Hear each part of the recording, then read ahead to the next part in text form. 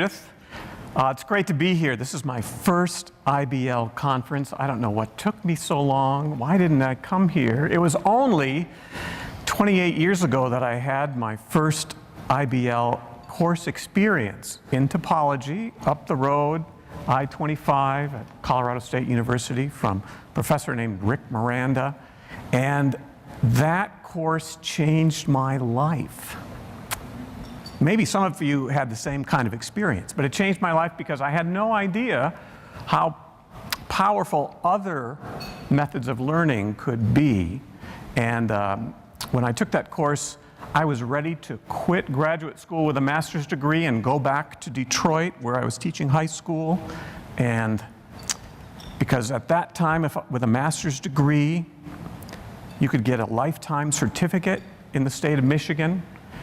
So that was why I was in Colorado, besides the skiing. And that course convinced me that I could learn more. No pun intended. And I ended up going on for a PhD. So it was transformative.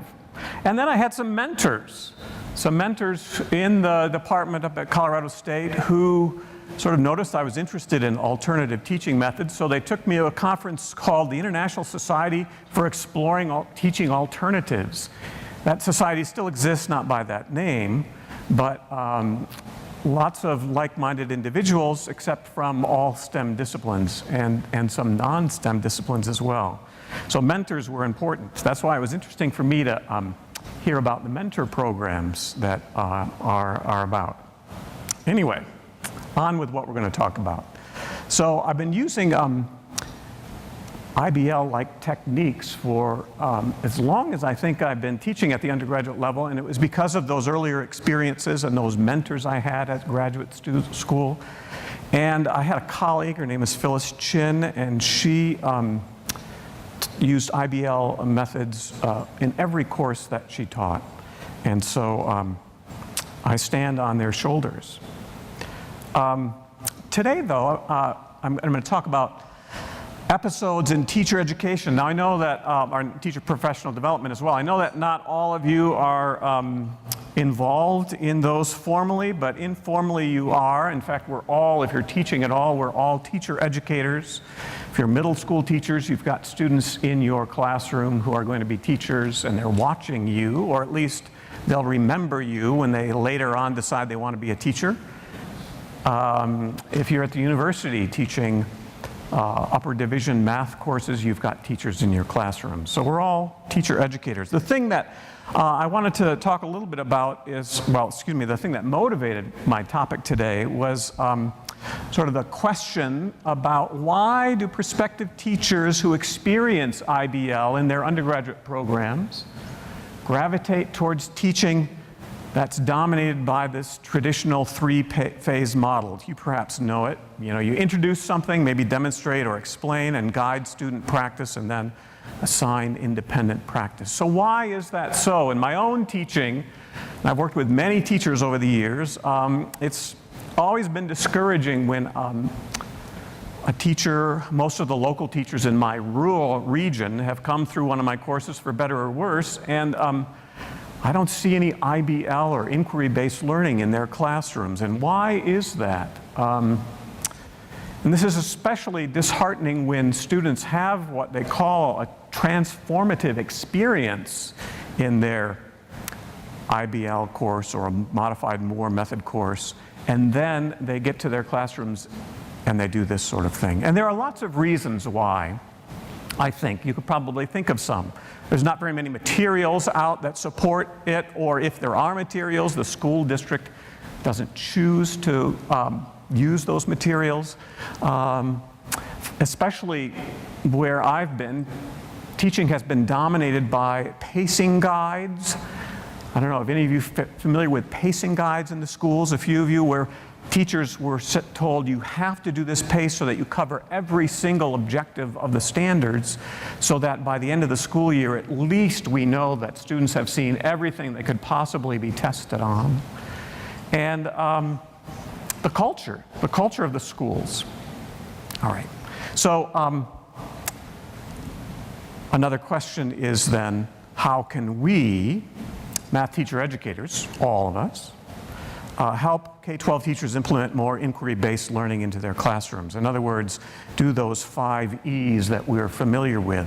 And I've heard some good examples here already. One of the advantages, I won't talk about the disadvantages, but one of the advantages of being the last speaker is you get to hear all of the, not all, some of the great presentations and discussions of the conference, and I could hear sort of what I was going to say sort of running and being modified in my head as I went along, because there were lots of good answers already. I even wrote down some sessions that particularly I thought started to come up with some answers. So for example, Thomas Judson and his colleagues from Stephen F. Austin, and then there was an inquiry secondary school group on Friday morning that I sat in there that had some good answers, and the work that is going on at University of California, Santa Barbara with Bill Jacob and Elizabeth Thoren, and then the math teaching circle. There was a little 5-minute discussion of math teaching circles. I thought that was great, and then I went to Ken Gross's discussion of the VMI, very passionate presentation, and those are just a few, and I didn't get to go to all the sessions. I wish I could, but it's great that it's going to be online later. All right. So I do think that those answers essentially said that we need to really be intentional about our connections to teaching. And that's my thesis. If we do want to see more implementation happening, we just have to be really intentional, not just in our undergraduate courses or our teacher preparation courses, but also in the in-service that we do. And so my experience tells me that teachers appear to benefit from a sequence of IBL experiences. Something around inquiry about student understanding. And there are lots of videos. We're going to look at a little piece of a video here in a minute about K-12 student understanding, and inquiry about mathematical tasks. That's sort of a tried and true thing for me as a math faculty member. And then inquiry around classroom activities. So we're going to take a little piece or a little look at each of those 3. In fact, these episodes, the first one is about fractions. Now I know a couple of the sessions I went to were talking about fractions, so sorry, we're going to talk a little bit more about fractions, but it sort of reminds me of what Michael Starbird said, you know, it's important to go back to the fundamentals and foundations. So we'll do a little bit of that. And then I do have a mathematical task for you to think about in connecting professional learning to student learning, and then some class views. All right. So before I go any further, let me say that you are going to need a math buddy for this session. So, you know, you've been to the swimming pool in the summer, or you've heard about it, everybody has to have a swim buddy. Well, here, everybody has to have a math buddy. So if you're sitting, if you see someone sitting by themselves, please join them. So can there be 3? I suppose, but it would be great if everyone paired up. So could you do that for a moment, please? Okay, so I hope everybody has a math buddy. I probably shouldn't have said math buddy, right? So we're professionals. Should have been pair up with a professional colleague or something like that. All right, so here we go. So children's understanding. I selected a video that came out of the IMAP project that's run by Professor Randy Phillips and his colleagues at San Diego State University. It's just a brief clip. There are the videos are available at their site, or at least you can find out where they're available. There are some previews, but these are the ones that are also for sale. There's lots of videos out, but the key is to look at, I think, to have students and teachers look at videos where they get to hear children explaining their understanding. All right? There are lots to choose from, and I just chose this one. And as you read it, as you watch it, I'd like you to think about what the child in the clip, in the video clip, understands about fractions, and think a little bit about what you would like to see a fifth grader understand about fractions, and then you're going to, and you will talk to your math buddy about this after the clip, but then discuss a definition for fractions and a visual fraction model that might help children gain the understanding you've described. Now, we're not going to get super formal here. It's almost like I want you to be able to talk to your partner here about what you think about these, what's a good visual model, what's a good definition that you hold true. I mean, that works for you. Okay, so enough about that. Let's see if I can get the video up.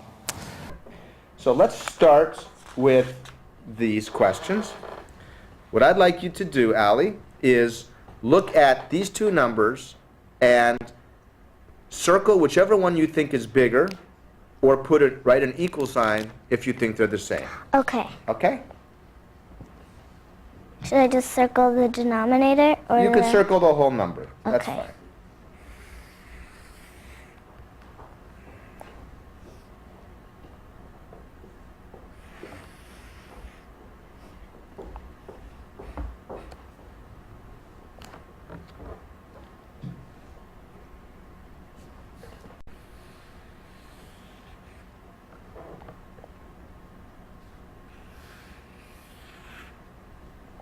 Okay, great. Let's go through each pair, and you can tell me how you were thinking about them, so I know. Okay. So what were you thinking here? Well, I kind of messed up. I was thinking 1/3 more likely that's bigger, because if you change the digit down more 3, and then if it was 1, 1, then it would equal to 1. So, and 1 is a whole number, so it's bigger. And on this one, Wait, so which one's bigger here? 1/3. Oh, you think 1/3 is bigger? Yes. Okay. How about here? 1. And why is that? I thought 1 was bigger because it's a whole number, Ah. and it's just one group of just a one number. Okay. And how about here? I chose 1/2 because if you change the denominator to 1, just one digit lower, then it would equal to 1, and 1 is a whole number, so. Okay. And how about here? I chose 1/7 because I wasn't quite sure about this one, so I chose 1/7 because I thought it was just the smallest number, and usually you go down to the smallest number to get to the biggest number. With fractions. Yes. And how about here?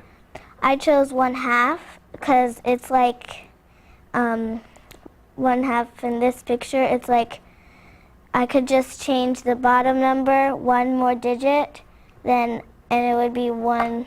I see. How about if I gave you this then?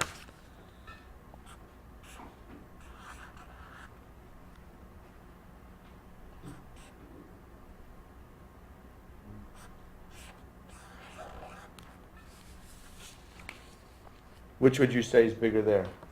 I'd still say 1/2. Okay, you want to circle that? So we'll remember that. And then this one you wanted to change, right? Yes. Okay, so why don't I circle this? That way we'll remember. Okay. Okay? So the three things that I would like you to talk about now are, what is the child in the video, her name is Allie, what does she understand about fractions? What would you like someone who's in the 5th grade to understand about fractions? And then move to what definition for fraction would be helpful in this situation. And in particular, what visual model do you think would be helpful? So I'm going to give you a few minutes to discuss. Please begin.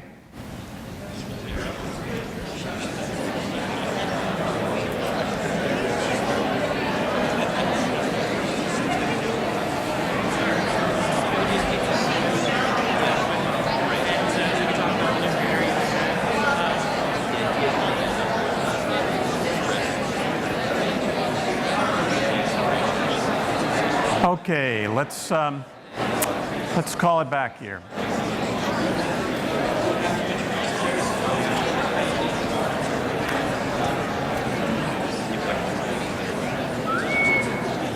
You may finish your sentence.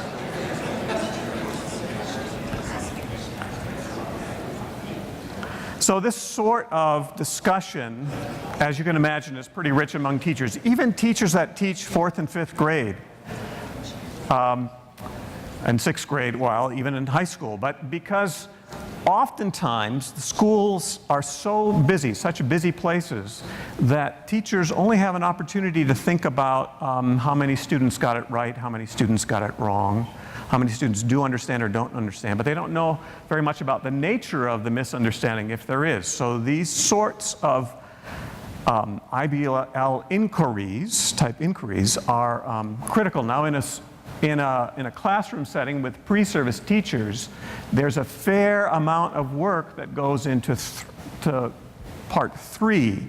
And I'll show you in a minute some of the 2 favorite definitions that my prospective elementary teachers come up with in that. And they're pretty good, pretty good. Okay, so good. I heard some good words as I was walking around the room. And some good sentences, yeah. I wanted to pull a couple of sentences from the Common Core State Standards in Mathematics and Fractions. I think that I'm kind of a fan of the new standards, even though I know that standards are not the solution, but sometimes they do help us direct conversation. And I don't know about exactly what it's like where you live, but our teachers in our area, they get the word from their administrators, and I'm in California. And in California, we have embraced the Common Core standards, at least at this moment. And teachers get a message from their principal that says, learn what's in there so that you are preparing the students well. And so I can hardly argue with this. It's always defined in the Common Core standards relative to the whole which it refers. That's good, I guess. And young students learn this as they equipartition. I just like that word, but yes, it's in there, and we talk about, actually, with teachers about equipartition. What do we mean by that? And then a couple of other things. In 3rd grade, students are supposed to learn to represent unit fractions on a number line. That's interesting. So there in 3rd grade, there's a model that's preferred, or at least seems to be preferred. And they think also about fractions as either the same size or the same point on the number line. All right?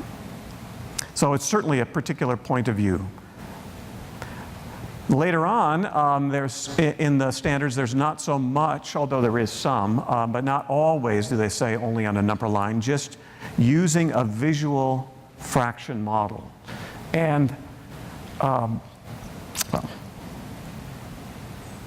this is not something, by the way, that every teacher does, other than maybe in a trivial way. Some are very good, but anyway, and then fourth grade, comparing 2 fractions with different numerator and denominators, again, justify the conclusions by using a visual fraction model. So in some sense, I think the standards are supportive of some of the inquiry we would like, all right? And in my pre-service teacher courses, these are pre-service elementary teachers, there's some common responses. They talk about a fraction as n pieces when a whole is cut up into m equal pieces, after, by the way, a fair amount of discussion. And then one of the more favorite versions of definitions of a fraction is, in fact, this is usually about 2/3 of the students like this the most. A fraction, n over m, is a number you get when you divide the number n by the number m. Because in their world, at least this is how they describe it, you can always change it to a decimal and then you're good to go. So, anyway. Sometimes we get something like this. If you want to share equally among m people, a fraction 1 over m is what one person gets. And a fraction n over m is what n people get. In terms of models, the very most popular one is circular. I don't know where that came from, but you know, pies or pizzas or cookies are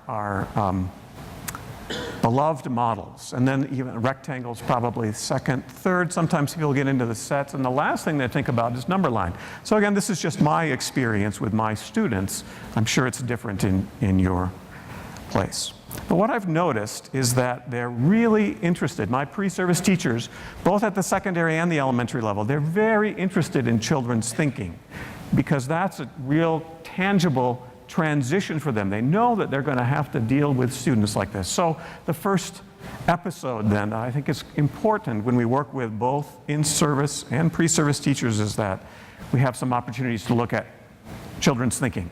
And of course, you don't need to use it just with video. You can look at student work. You can look at, or you can have teachers interviewing students. But I think it's important to have opportunities where it's not, they're not watching a video about someone teaching children, but they're trying to get an opportunity to look in and get a sense for what children are thinking. And then in my course, I mentioned part 3 takes a little bit more time, and there's almost always enough richness in the responses to draw together what I might have chosen to present anyway. And this is sort of the nature of IBL anyway, but we even allow them to explore different ideas that are on the many websites that are there for supporting Common Core. Okay. So that's episode 1. Episode 2, rich mathematical tasks. Now, whenever you do a mathematical task in front of folks, you know that probably some non-empty subset of them has seen the task before and thinks, oh, this task again. So if that's you, don't worry. I have an opportunity for you to talk a little bit about other tasks with your math buddy. So here we go. We're going to play the 2-color chip game, and the 2-color chip game, oh, I got ahead of myself there, is a game that, well, I want you to play and then conjecture where in the, well, excuse me, you're imagine playing it, and then conjecture where in the curriculum it might best support student learning. So here's what I meant by this task. If you've seen this task before, then let your partner work something, and then just be ready to share with your math partner one of your favorite mathematical tasks for future teachers, and a bit about why it's your favorite. So there's, again, a multi-part opportunity here in a few moments. So let's get into the game. First of all, you got to decide between the two of you who is player A and player B. Go ahead.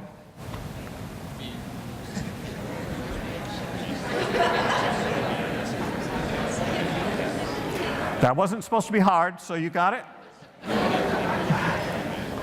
Here we go. So we're going to play 2 versions of the game, and we're going to imagine it, because I did not bring these colorful chips and put them in a container, but we're going to imagine that you begin with 2 of one and 1 of the other. I've got blue and red there. In a container, and each player picks 1 chip from the container and pulls it out, and they both look at them, and player A wins if the chips are the same color, and player B wins if the chips are different colors. Okay? It doesn't take long to imagine playing this or actual playing this game. All right, so that's the game. And your decision is this fair? Is this a fair game? So I'm going to give you 3 minutes to talk about that. Go ahead.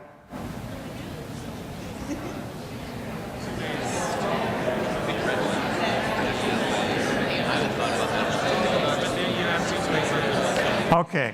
I'm going to invite someone who thinks they have a good answer to this question, is it fair, to walk to one of the microphones and give a response. So it's an open invitation.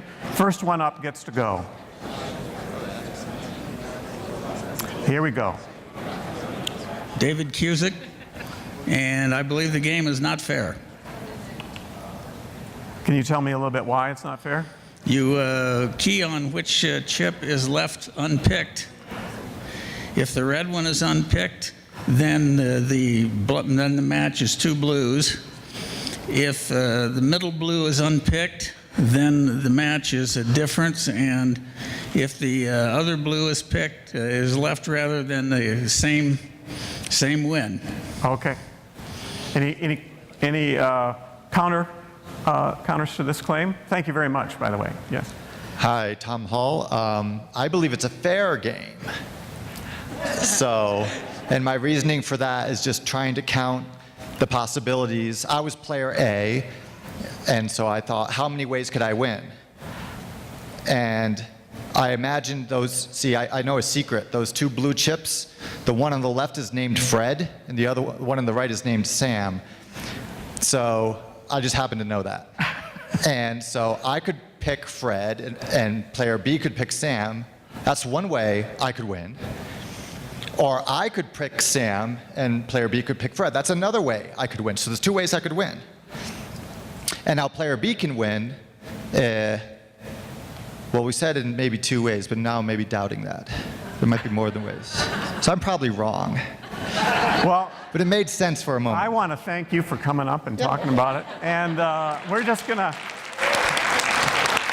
that's great.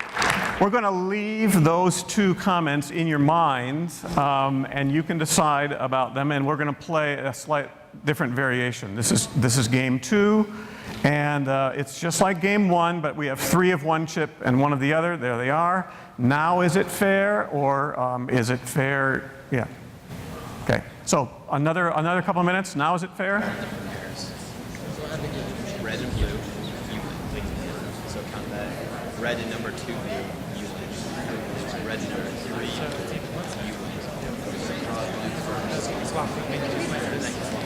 Right.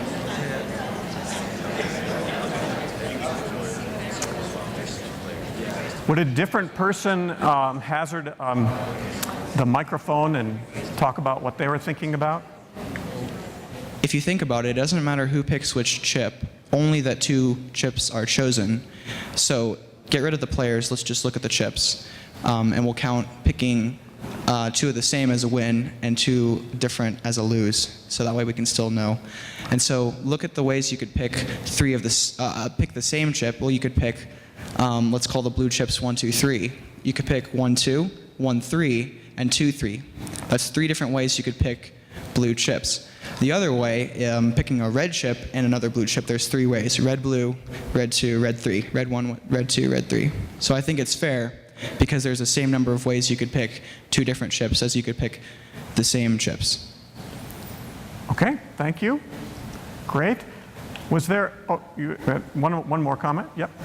I think the game is fair by lecture theory. The game looks extremely similar to the previous one. You are asking us the 2 games in a row. The previous one was not fair. You would not be asking this one if the answer wasn't fair.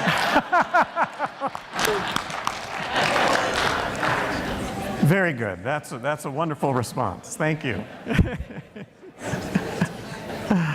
Very good. So, what are some natural questions?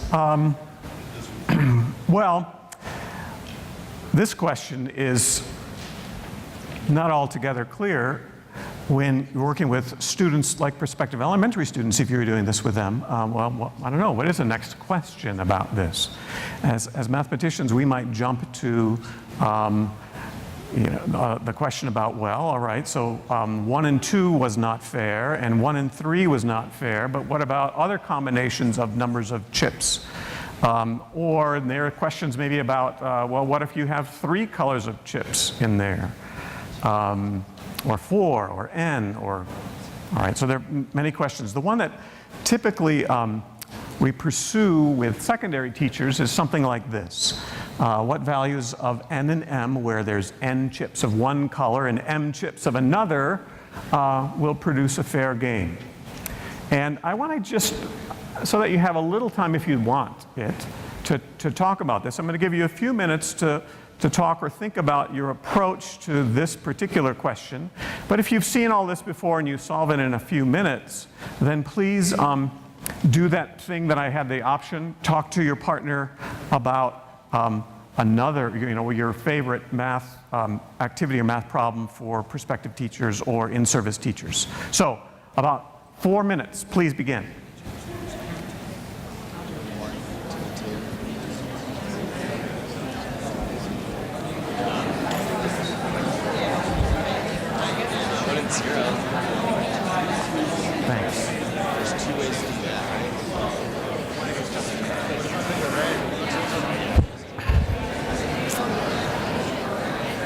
Okay. I think that gives you enough time to at least get started into the problem. But of course, I'm going to ask you to think a little differently about the problem.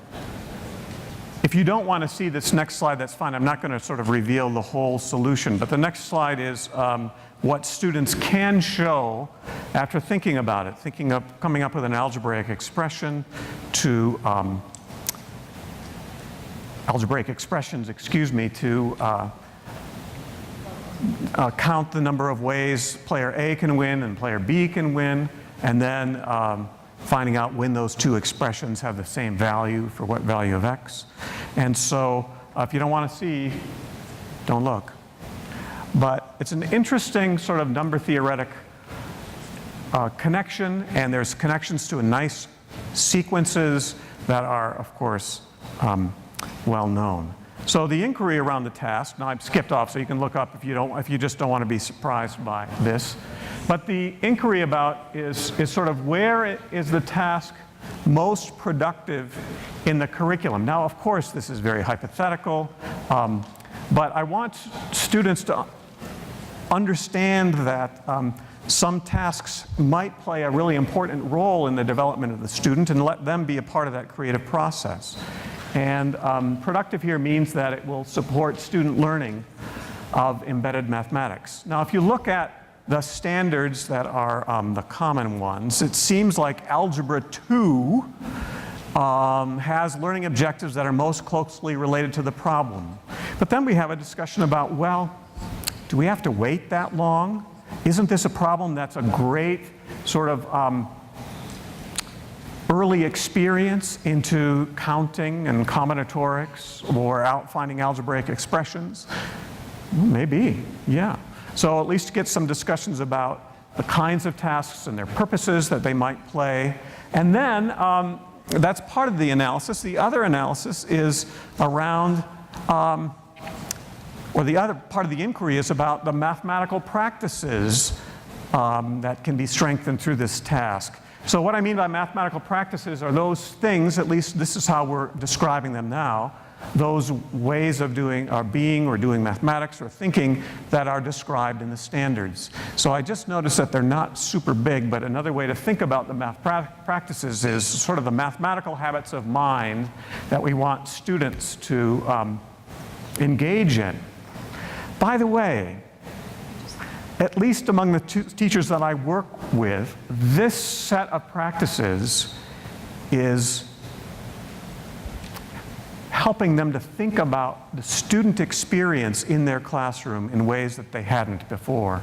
Now, it's too early to tell. We don't really even have materials that are necessarily connected to the Common Core. And I'm not saying this is the best expression of these standards for mathematical practices, and my goodness, it's not the first expression of the work that we do when we're doing mathematics. There have been other expressions. But since the teachers believe that the practices lead naturally to the new assessments that are under construction and have been tested now in almost every school in California, field tested, then they're starting to pay more attention. So that's the question. What practices might be strengthened? Actually, take about 45 seconds, talk to your partner. What kinds of mathematical ways of thinking and reasoning are embedded in that task? Go ahead, please.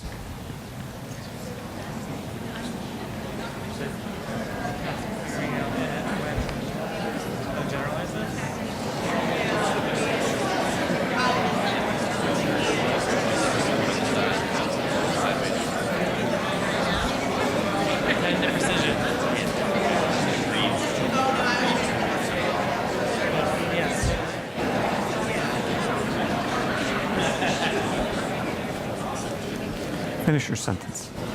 Okay. So this sort of work that we just demonstrated, you might say it's natural for someone who's an IBL instructor or who is steeped in IBL. I mean, what else do we might we say to do?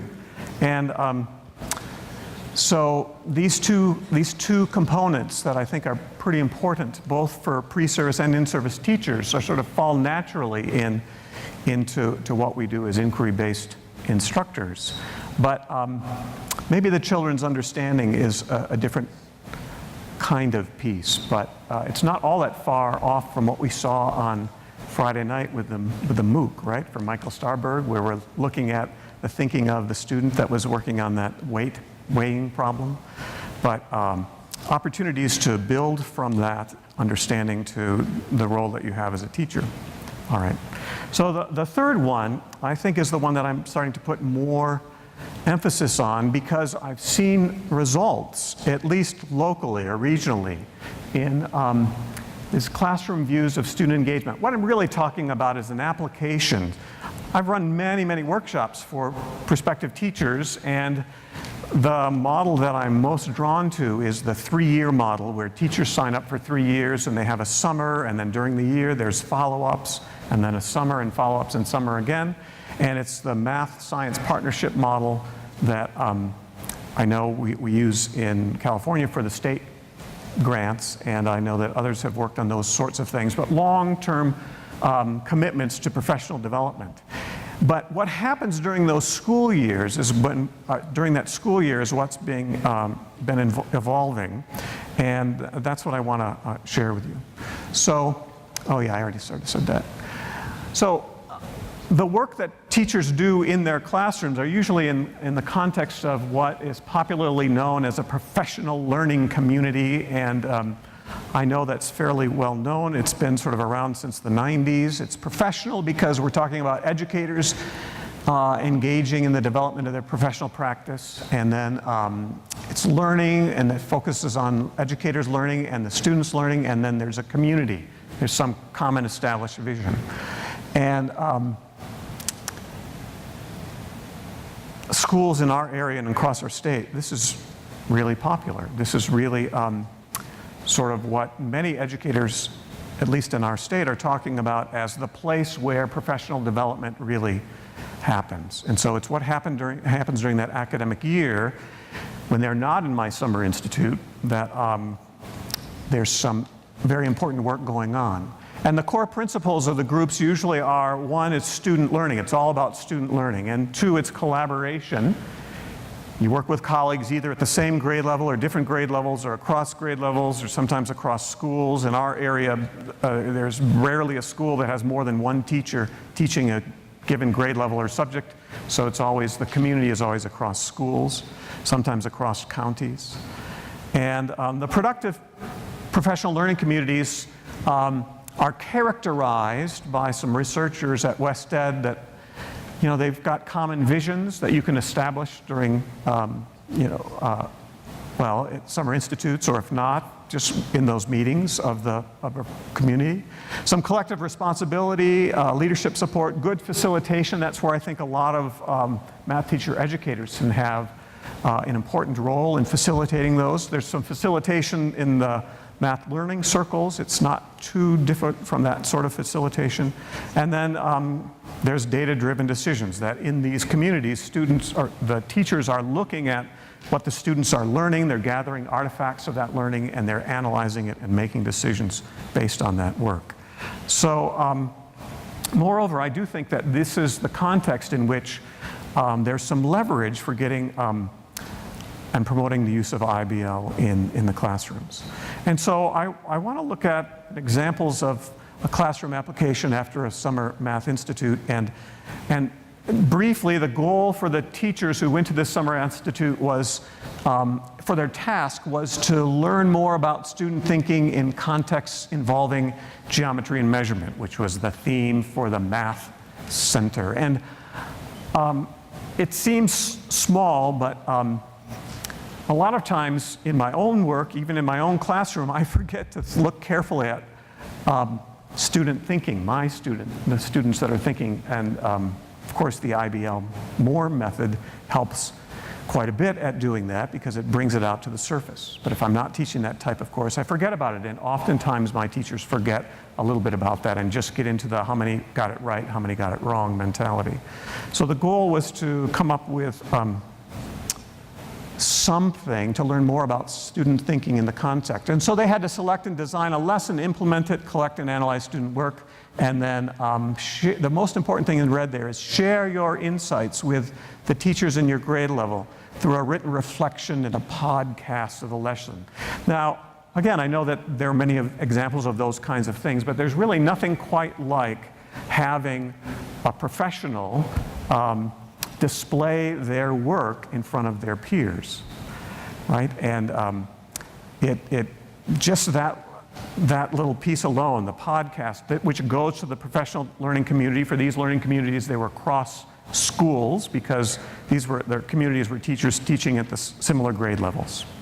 All right, so let me get to this one. This is a 6th grade teacher, and he experienced a mathematical investigation on the geoboard, and he wanted to provide a similar learning experience for his students. Great, okay. So in the past I might have said, go do that and tell me how it went. But now it's more formal. He's going to bring it to the learning community, and they're going to discuss the pros and cons and the merits. And here's a restatement of the problem he posed to his class. It's a restatement because I'm not going to show where he's posing the problem. Essentially, the geoboard is a 4x4 grid, and so the total area of the geoboard is 16 square units. And he essentially said for each one of those integer areas, so each integer A between 1 and 16 inclusive, how many perimeters are possible for a contiguous arrangement of A unit squares. In other words, I'm not showing you a geoboard, I'm just showing you what the students might enclose with a rubber band in a geoboard. So for A is equal to 4, there's a perimeter of 8 on the left, and there's 2 different perimeters, 2 different shapes, but the perimeter is 10 on the right. And what they were counting up were those perimeters. Now, this teacher had never seen this problem before. He just had worked on the geoboard, and he was curious about it. So he posed a problem, he thought his students could do it, all right? So let me skip to a couple of the student outcomes. And this is why I picked this, is because the teacher was totally blown away by these outcomes. That not only did the students complete the task, but they noticed where there was greater variation, sort of in these middle numbers between the restrictions of the geoboard. And then they conjectured and discussed that the perimeters would always be even. This was not part of the teacher's plan. And they posed extensions and conjectures of their own. How would the pattern of numbers of different perimeter change if the geometry was not limited to the geoboard? What if it was just in the first quadrant? They might not have used the word first quadrant, but what if we were there? What could we get? And it was just the power of doing this once. Many teachers in my area have just not ever had the permission to do something very different in their classrooms. And that alone sort of started the fire in his school. And I think that this third part is critical, that we as math teacher educators give the teachers that we work with permission to do something different and make it public, at least in the professional learning community, so that there can be some excitement and sharing of results that might fuel the curiosity and the impetus for others to do the same. So I think with that, I think I'm going to open it up to questions. So what questions do you have?